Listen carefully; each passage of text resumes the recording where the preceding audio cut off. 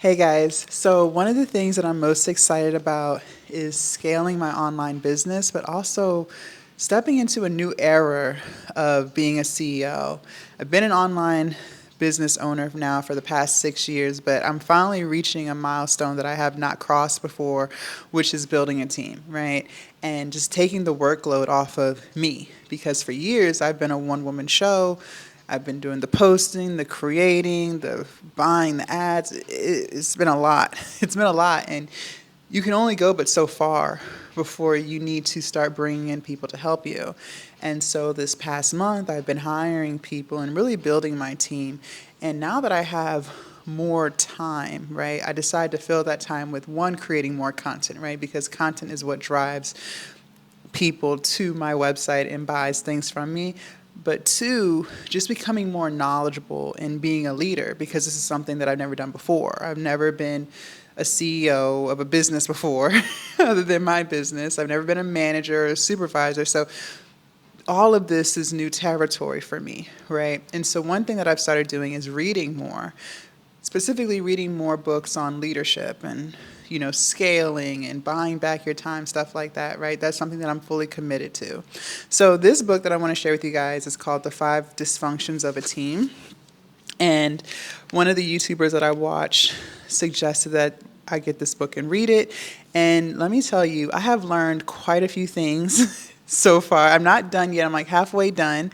I've learned quite a few things from this book. I just kind of want to share some of the things that I've learned and maybe some of the things that you guys can apply to your online business. So the very first thing that I think is really important is, hold on, I have my notes here. One second.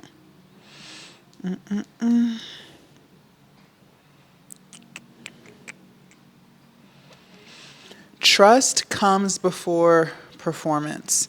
So this is hard. This was hard for me. And one of the reasons why it took me so long to start hiring people to help me is because I truly believed that nobody could do a better job than me. I am the glue of the business, and it doesn't matter who it is, who I train, they'll never be able to do as good of a job as me. That is so false. That is so false. And having that belief will keep you from making $1 million or $10 million, or whatever it is, because at the end of the day, you can only do it so much. And so one of the things that I had to learn in this book basically, confirmed, you have to trust people. You have to trust that the person that you've hired, and you've vetted them, you've reviewed their application, you've interviewed them. You have to trust that they're going to show up and do their job. And even if they don't, even if they end up being a bad hire, okay, well then you just let them go and you hire someone else. But at least now the lesson that you learn is, well, what is a bad hire, right? Either way, you're learning something, whether they're a good hire or a bad hire, you are learning something that's going to help you further in your interviewing process when you're hiring more applicants. But at the end of the day, you have to trust that the person that you put in place to operate whatever it is in your business is going to do what you train them to do. And the better you can train them, the better your SOPs are, standards of procedures, the better your process is, the better of a hire they will be for you and your business. So you have to understand, you got to trust them. You have to trust that they're going to do the job that you hired them to do. The next thing that I learned is conflict is not a bad thing. And honestly, I hate conflict. I hate conflict in my personal life and in my business life. And one of the things that I struggled with a lot, especially in my earlier years of entrepreneurship, because I've hired people before, but it just never worked out, right?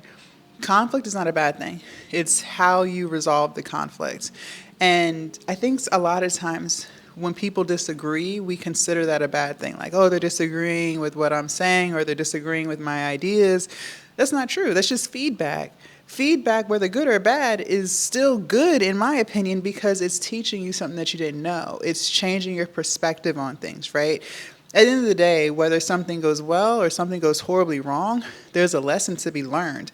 And in entrepreneurship, you're going to need to learn a lot of lessons in order to become a better entrepreneur, in order to become a better business owner.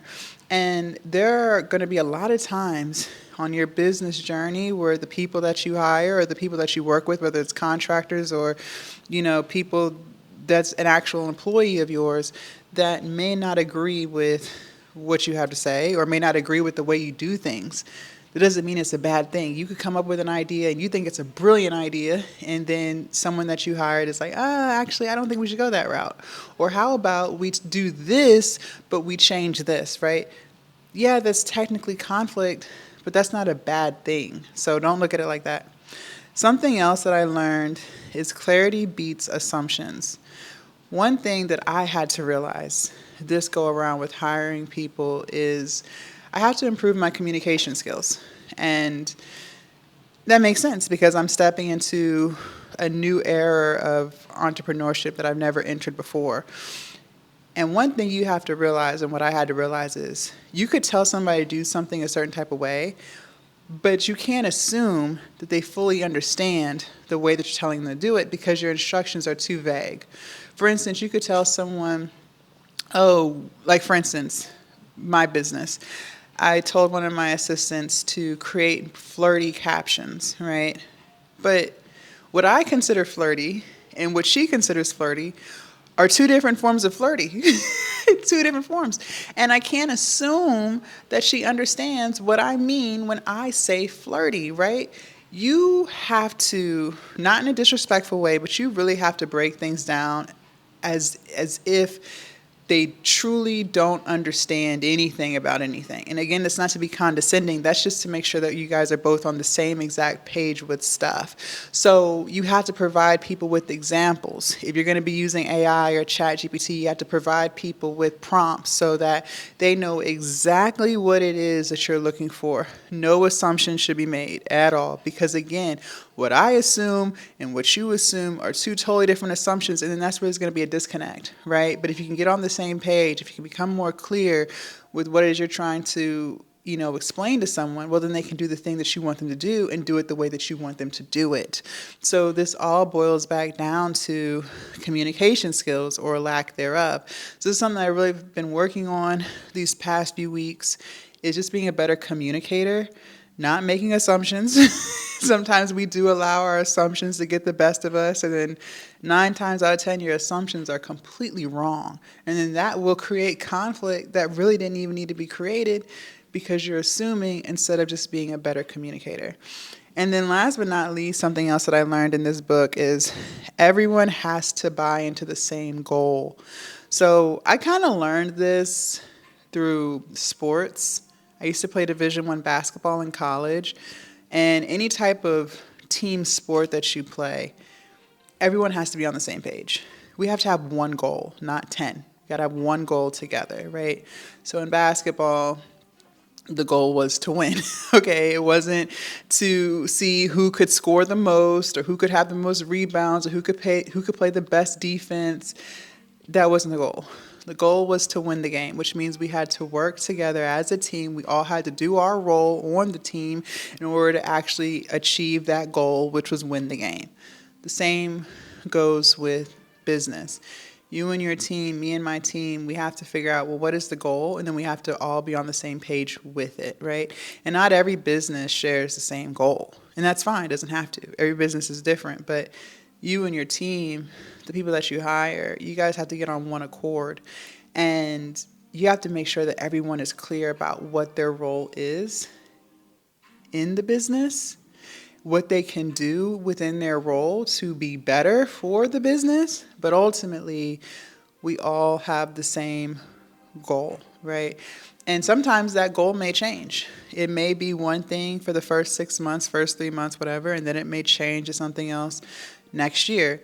I think as a business, you're going to grow and things are going to change. You're going to try new things. You might launch new products, whatever, right? The market might change, but everybody needs to be on the same page.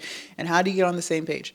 By hosting meetings and getting other people's feedback on things, making sure that the meetings that you guys are hosting, they're clear, they're concise, they're to the point, not wasting time, right? Allowing people to express their opinions without feeling like nobody's listening, allowing people to be seen and heard, right? So I think all those things are extremely important, and I'm just so excited about this journey that I'm taking in my business. I'll be sharing with you guys other books that I read for you guys to read if you want to check them out. But yeah, leave a comment down below. Let me know your thoughts.